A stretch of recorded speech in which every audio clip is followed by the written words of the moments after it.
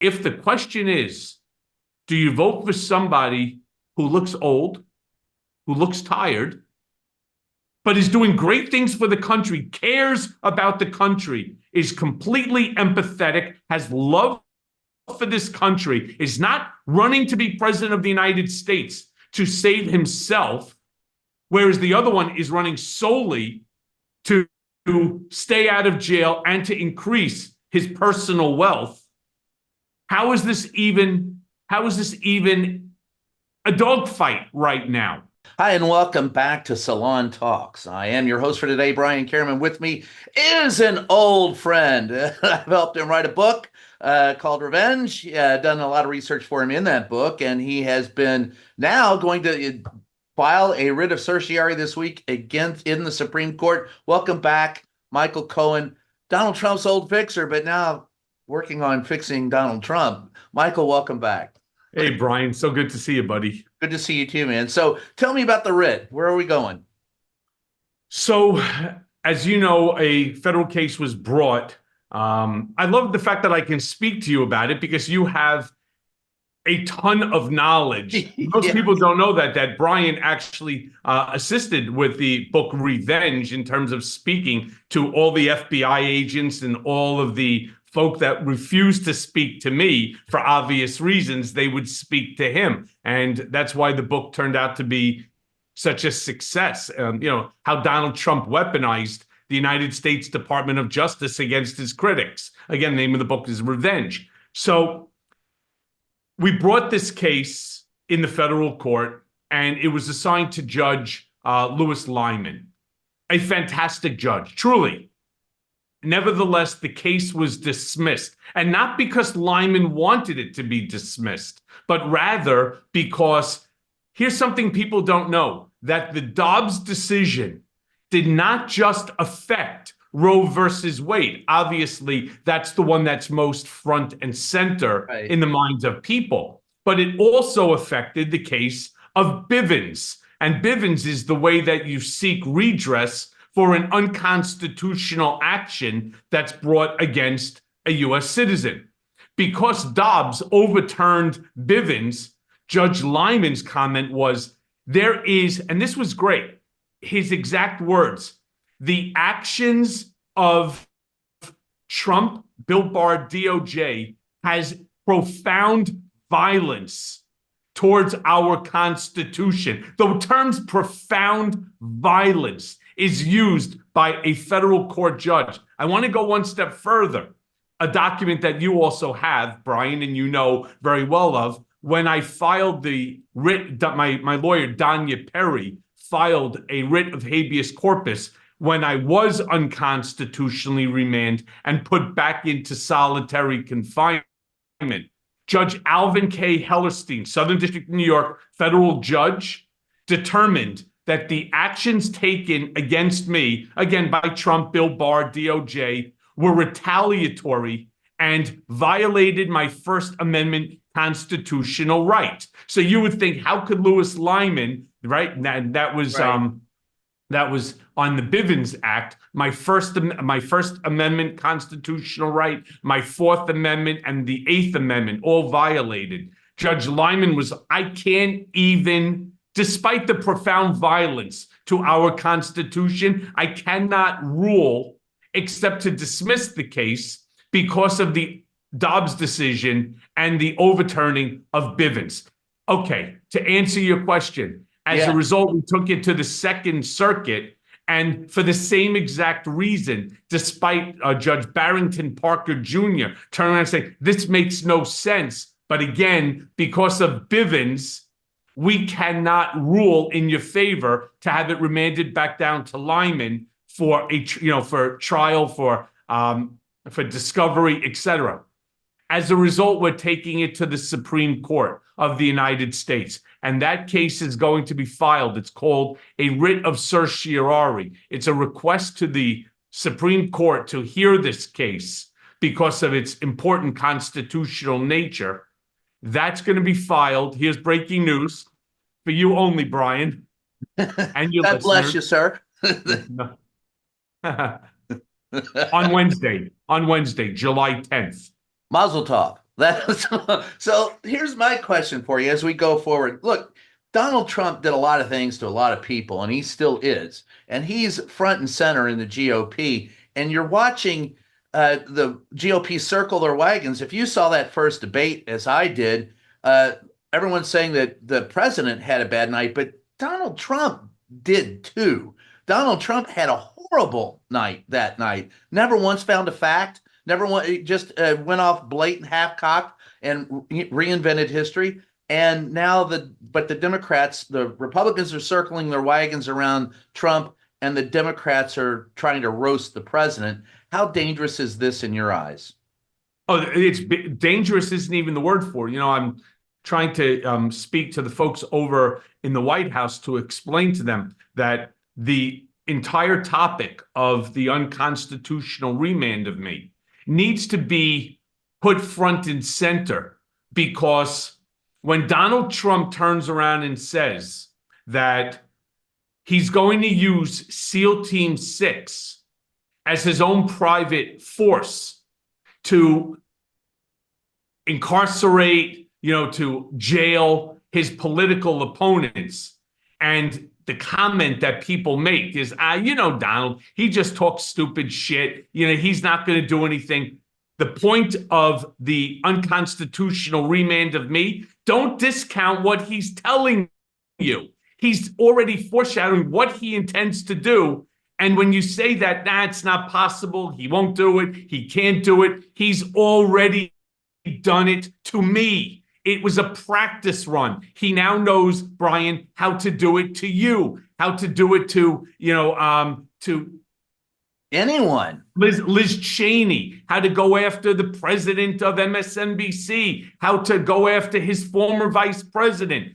Why people want to ignore when the guy's telling you himself what he intends to do, I do not understand. It makes no sense to me. And this is what the White House needs to put forth to the American people. You cannot sit back and do nothing. And I don't care about me personally. I don't care about Biden's poor performance. It was a terrible performance. Anybody that wants to tell you it wasn't a bad performance, it wasn't as bad as Democrats and others are making it out to be, they need to go back and watch it again if you want to waste 90 more minutes. But you're not right and you're not wrong when it comes to Donald. I don't think it's as simple as you're trying to make it out to be. One, did Donald have a bad performance? No, he did not. Oh, you thought he did it? No, he did not. He stood up there indignant of anything that Biden said, completely disassociated to the question, completely disassociated to reality of the answer, provided no fact, and in essence lied. And I say that with a capital L-I-E-D, lied about every single thing that came out of his mouth except his name. Now, why do I say that you're right and you're wrong? You're right that we should be circling the wagon and saying, how do you have somebody running for one of the main seats in our two-party political system as the head of the Republican Party, hoping to become, again, president of the United States, who has a fundamental problem with truth? That should scare the living piss out of everybody. But here's where I say that you're wrong. Here's where I say you're wrong, Brian. Yeah. He knows exactly what he's doing. Oh, you and I agree on that. He had no intent on telling the truth, which was why there was zero debate prep. As he told his people, I don't need it. I know what I need to say. I know what I'm going to say. I know the answers to everything. The answers don't have to be right. See, Joe Biden was concentrating on facts, on legitimacy, right? Donald had no interest in facts. He only cared about standing up there, looking healthy, looking alert.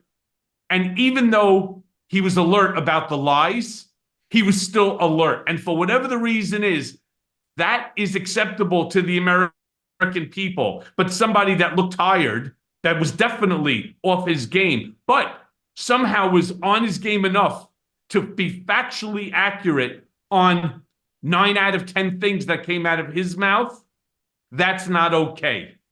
We're living in an upside down, backwards world.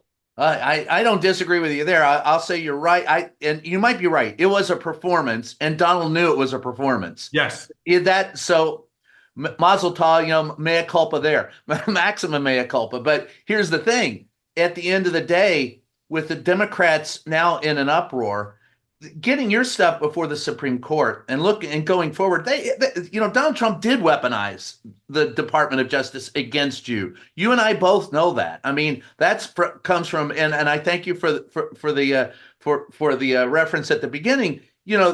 When I spoke with those people of the Department of Justice, there was no doubt that it was weaponized against you. Now the Democrats, and as you said, it is about a bigger issue. Now the Democrats, with going through this, tearing themselves apart, don't they risk losing this presidency to the very man who would destroy the democracy? That's the question. As 10-year-old kids would say, duh, Duh. duh. Duh. I mean, it's why I attacked this morning Jerry Nadler, who I called the Waddler. I mean, this asshole, literally, and I say this asshole turns around and is attacking Joe Biden, one, based on his age. Jerry's 78. He's only 2 years younger. All right. On top of that, he's calling for Biden to step down. This is a guy who hasn't made a single comment regarding Israel. It's a guy who wanted to defund the police. It's a guy who turned around and proposed and helped to push the proposal for congestion pricing, which has now been put on hold by Governor Hochul, and on and on and on. A guy who doesn't even have an office in New York in his own district. He doesn't even have one in his own district. I mean, I reached out to him 25 times regarding the FOIA documents that you and I have been working on now for 4 years, not a return phone call in 4 years. 4 years. But I do want to bring something up also, because during the insanely great investigatory work that you did for me so I could write Revenge, you actually spoke, and it's a big part of the book. It got a lot of play onto it. You spoke to an FBI agent who made a comment about what was going to happen to me a week in advance. Why don't you tell your own listeners what you ended up uncovering? Because it was spectacular. And again, the fact that the Biden administration is not jumping on this golden ticket doesn't make sense to me.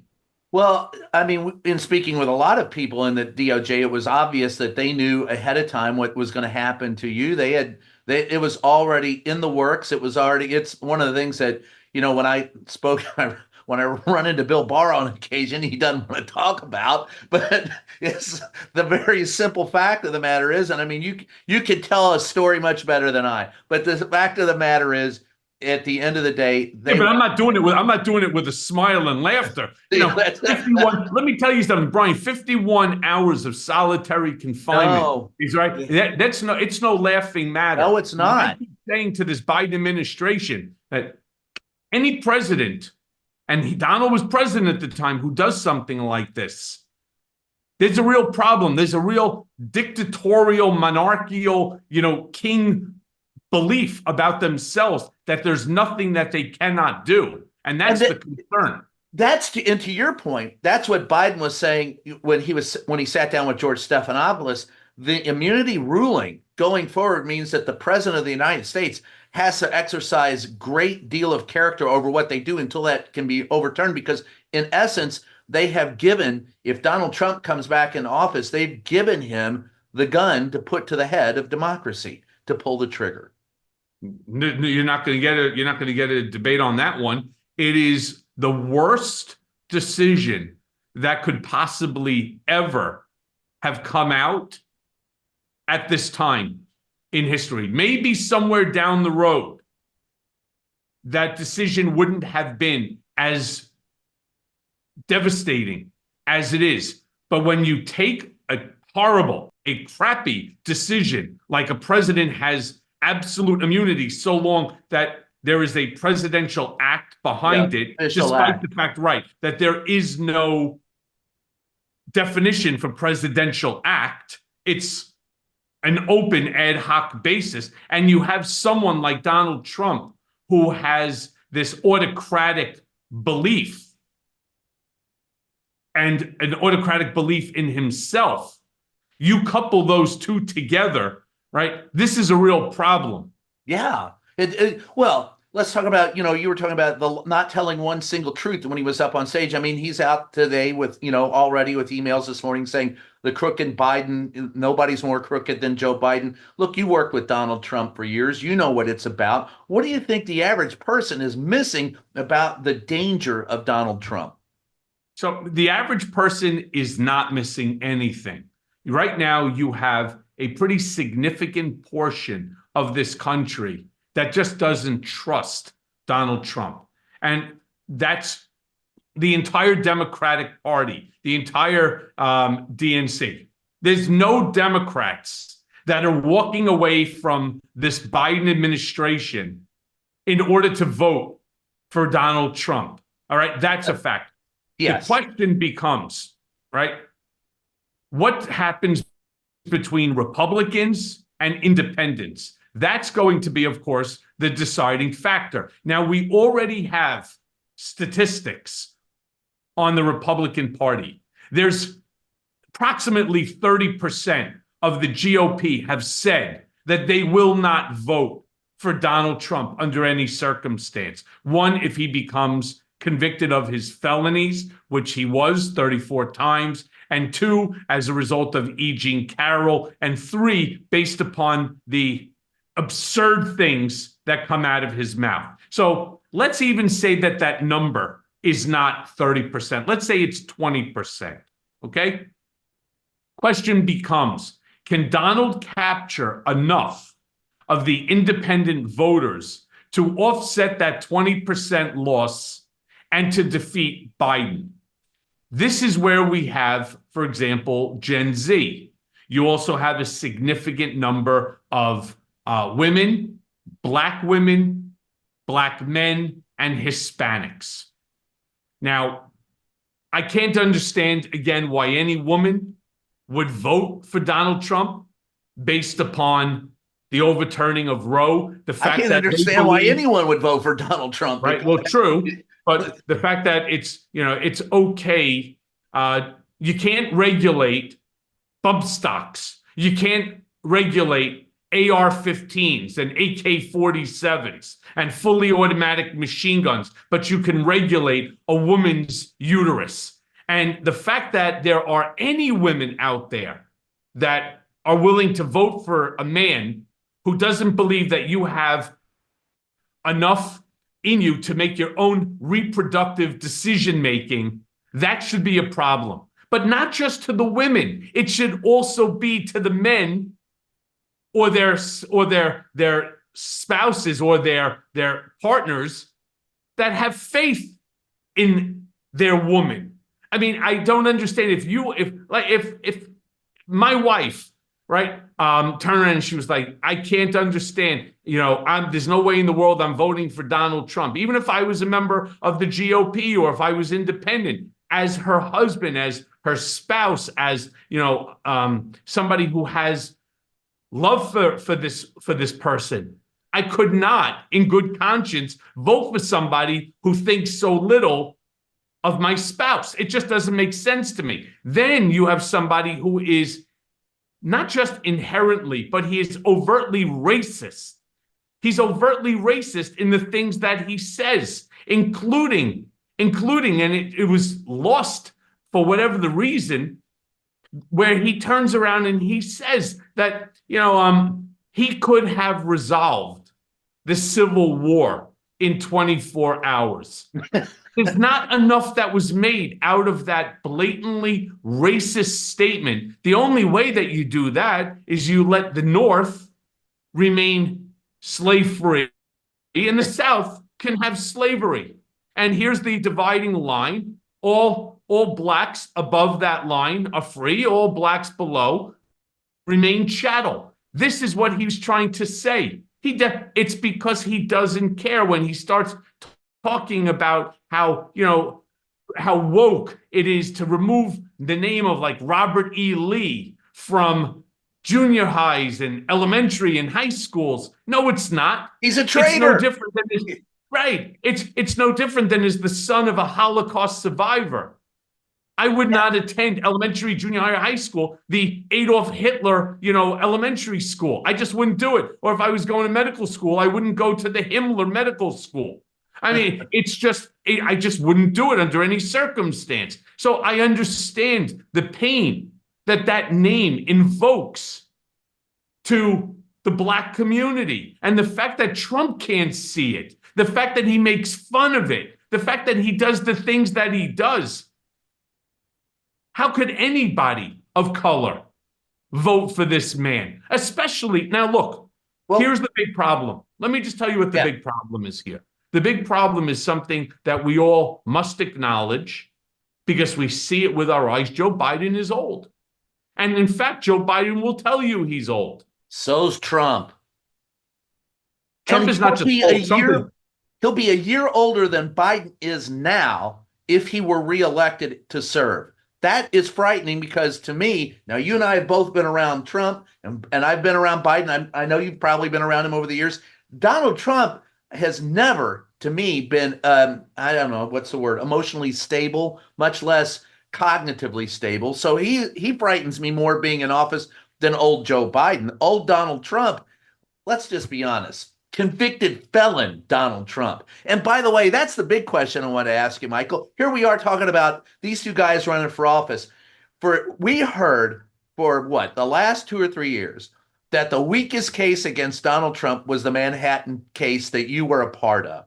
And yet it's the only one that's gone to trial and convicted him 34 times, 34 felony counts he's guilty of. You were a big part of that. What do you tell people who sit there and go, hey, look, you may say it's a weak case, but we got him. What are these other cases? If this is the weakest, what are the others going to do if they ever let him go to trial? That's another thing that's not discussed enough. First and foremost, I always had an issue, and I talked to you about it. We used to laugh about it privately when I said we treat sometimes Donald's 4 indictments like it's the Kentucky Derby. Yes. We're handicapping win, place, show, and 4th place. All right. Why? They are all criminal acts that carry with it a prison sentence. Now, I will acknowledge that campaign finance mixed in with bank fraud or business record fraud is certainly less ugly of a crime than the theft of top secret nuclear documents and showing it or selling it to our adversaries, or attempting to overturn a free and fair election, or an attack upon our capital. I acknowledge that it is not as grotesque. Nevertheless, I went to prison for it. It is a crime that is regularly brought by the Manhattan District Attorney, who brought it again and was successful. 9-hour deliberation. It's something also, again, there's so much info that's out there that just doesn't get the attention because Captain Chaos throws so much shit against the wall every day. Just imagine what the other cases will ultimately hold. But 9 hours of deliberation when you had 22 witnesses, 20 for the prosecution, 2 for defense. All right? 22 witnesses, thousands of documents in evidence. That's a case that should have been deliberated for at least 5 days. Yeah. 4 days, 9 hours in total, 34 convictions. So look, last question for you today, and I really appreciate you doing this. We've kind of danced around the head of the pin here, but what is the press doing wrong about covering all of this? What do we need to do better? What are we screwing up on? You have a better idea than most because you've been at the central part of a lot of this. Yeah. So the press has just, I don't even know what the right way to describe it. They've just messed up on so many different aspects of this campaign, from Trump now all the way to Biden, to witnesses like myself included. You listen to folks like Ellie Honig. They would bring on Bill Barr. They Yeah. brought on Ty Cobb. They bring on a whole bunch of Trump supporting sycophantic idiots who sit there. Oh, Michael Cohen's going to be a horrible witness. He's going to be bombastic. He's going to be, abusive. He's going to be X, Y, and Z. He can't be trusted. He lied. Here's the funny thing. They went with this as a mantra, and they all got it wrong. And they don't apologize. They don't correct the record. They just move on. And they hope that you, the audience, forgets what was said. That they basically think that all Americans are stupid. That's a Donald ideology, that they have a 48-hour memory for anything. And what happens is they flood the news with so much nonsense, so much innuendo, so many lies, so many bombastic things that you do ultimately forget, unless somebody like myself and Brian start to reiterate it again and again and again, because these are important topics that you cannot afford to forget. And if you do forget it, and nobody brings it back to the forefront, the election is not going to go the way that America's future needs it to go. They are attacking Joe Biden, not because, look, we all know he's old. Yeah. Meanwhile, let's be fair about something. I would prefer to have two different candidates. I would. Not because Joe Biden has not done great things for this country. The lowest unemployment, right? The best stock market. We have the highest GDP of any country by 2.5 times. The CHIPS Act, the infrastructure bill. Paved roads are big. I love the infrastructure. Let me be clear about something. He is doing an incredible job. But I do understand people's concerns about the age. That's not something that you can do anything about. But if the question is, do you vote for somebody who looks old, who looks tired, but is doing great things for the country, cares about the country, is completely empathetic, has love for this country, is not running to be president of the United States to save himself, whereas the other one is running solely to stay out of jail and to increase his personal wealth? How is this even a dogfight right now? Right. And that's the whole problem. This is the problem that we're having. Media does this. The same with the bullshit polls that you've heard me say again and again and again. And I've been right about it, like with CNN. When I said, says who? I was right about it. I understand the polls and how they work. All of this stuff is designed to keep you, the listener, you, the watcher, you, the reader, connected to their website, to their television station, so that you are glued to your favorite, whether it's Fox, MSNBC, CNN, ABC, NBC, CBS, doesn't make a difference. Wherever you get your news from, the goal of media right now is not to tell the truth. It is not to be accurate. It is to keep you glued to their station, their paper, so that they could continue to sell advertising, and to keep the revenue, flowing as much as possible, so that they can give dividend shares, right? They can to their shareholders. That's all that this is about. They are complicit in this bullshit for their own aggrandizement and for their own financial benefit. I love that. And on that note, we're gonna end. We've taken a lot of your time today, Michael. I want to really thank you for stepping up on such short notice and talking with us. The name of this show is called, hey, Salon Talks. So we're talking with Michael Cohen, former federal, former federal inmate, right? But former. Still, you never lose that, unfortunately. That's right. It's like kind of like being a president, but you never lose the title. But also Donald Trump's former fixer, who has come forward and spoken against him in court, in Congress. I saw you in Congress, and he continues to try to tell the truth about Donald Trump. And we really appreciate you being here. Thanks, Michael. We'll catch you guys next time. Thank you for watching Salon Talks. If you had a good time, why not subscribe right over here so you can get more conversations with your favorite artists, actors, directors, writers, comedians, musicians, politicians, everybody you love, and I love too. And while you're here, why not watch another video right now?